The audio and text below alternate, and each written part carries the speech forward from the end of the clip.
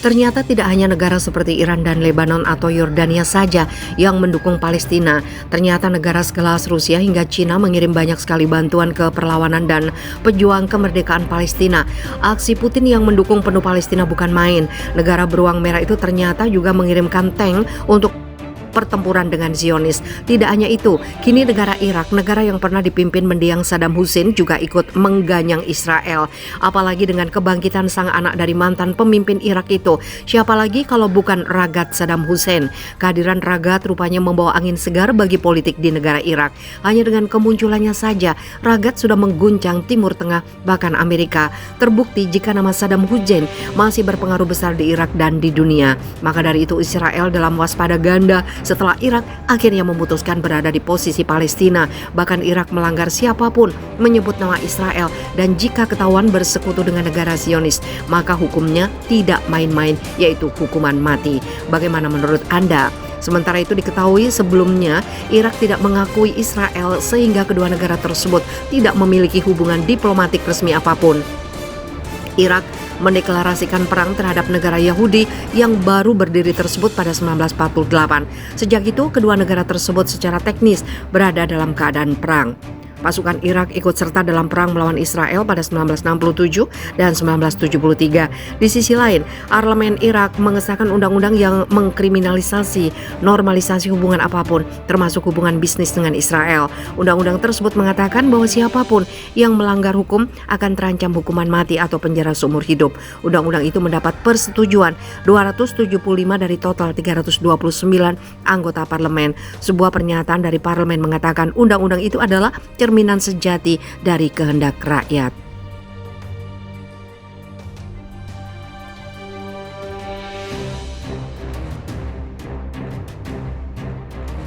Israel dalam bahaya.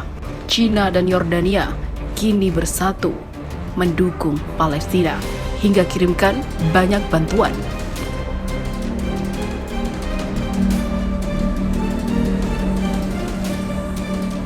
Kementerian Luar Negeri Cina atau Tiongkok menyatakan keprihatinan yang mendalam atas meningkatnya ketegangan di tepi barat antara Palestina dan Israel.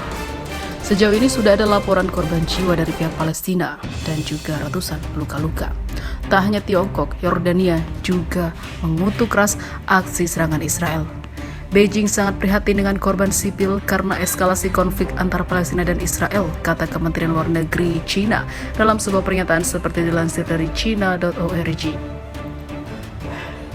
Cina juga meminta kedua pihak menahan diri untuk mencegah eskalasi ketegangan yang lebih tinggi, sehingga konflik bisa diredam dan korban warga sipil tak bertambah lagi. Dalam reaksi serupa, Kementerian Luar Negeri Yordania juga mengatakan hal yang sama dan mengutuk serangan Zionis terhadap jamaah Palestina.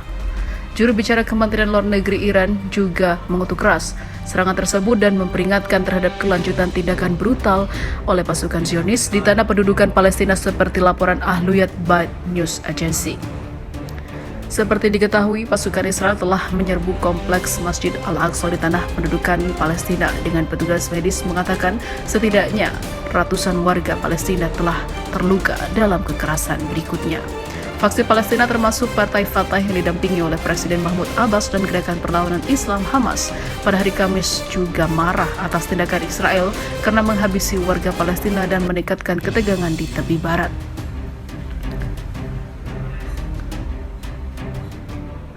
Di Gaza, Hamas mengatakan berduka atas 6 warga Palestina yang dihabisi oleh Israel pada Rabu dan Kamis. Hamas menegaskan bahwa tindakan Israel terhadap warga sipil Palestina yang tak berdaya tidak akan menghentikan operasi perlawanan heroik di seluruh Palestina, kata Hamas. Sementara itu, Xi Jinping, Presiden Cina, menegaskan akan mengirimkan bantuan untuk membantu Palestina menghadapi Israel di eskalasi yang semakin tinggi ini.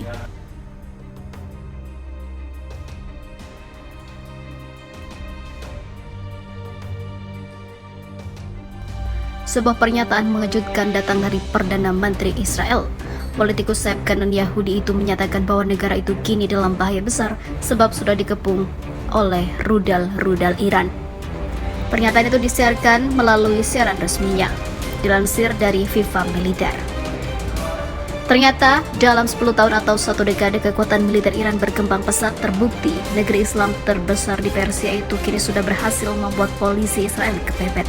Menurut Perdana Menteri Israel, militer Iran telah berhasil mengepung Israel dari segala penjuru. Bahkan kini Iran hanya duduk manis dengan posisi peluru kendali atau rudal sudah siap membombardir Israel dari segala arah. Iran mengepung negara Israel dengan rudal sambil duduk dengan aman di Teheran, kata Perdana Menteri Israel. Bennett menerangkan tak cuma pasukan militer Garda Revolusi Islam Iran alias IRGC saja yang siap menyerang Israel, tapi pasukan-pasukan Islam yang tergabung dalam milisi bersenjata binaan Iran juga tak kalah siapnya. Di timur laut ada milisi Syiah, di Suriah, di utara ada Hizbullah, dari selatan dan ada Hamas dan juga Jihad Islam, kata Bennett. Perdana Menteri Israel merasa tak percaya dengan kenyataan itu. Selain sudah terkepung, Iran juga disebut telah berhasil mengembangkan program nuklir sangat pesat. Iran berada dalam kondisi paling maju dalam program nuklirnya dengan mesin pengayaannya yang lebih canggih dan lebih luas dari sebelumnya. Tak banyak yang bisa diperbuat Israel saat di dalam kondisi terkepung. PM Israel hanya berharap dunia tidak tutup mata dengan program nuklir Iran. Kami berada pada titik penting dalam perjuangan yang sedang berlangsung ini. Kami berharap dunia tidak akan berkedip, tetapi meskipun demikian kami tidak berniat untuk berkedip. Kita sedang menghadapi masa yang kompleks, mungkin juga ada ketidaksepakatan dengan yang baik di masyarakat kita. Ini tidak akan menjadi yang pertama kalinya, kata dia. Perlu diketahui saat ini memang cuma Iran yang memiliki kekuatan, kemampuan dan juga nyali yang besar untuk menghancurkan Israel. Karena negara-negara Timur Tengah dan Persia yang pernah turut memerangi Israel dalam Perang Arab saat ini dalam situasi tak menguntungkan. Ada yang sudah hancur karena perang dan ada juga yang diam-diam telah bersekutu dengan Israel dan juga Amerika Serikat.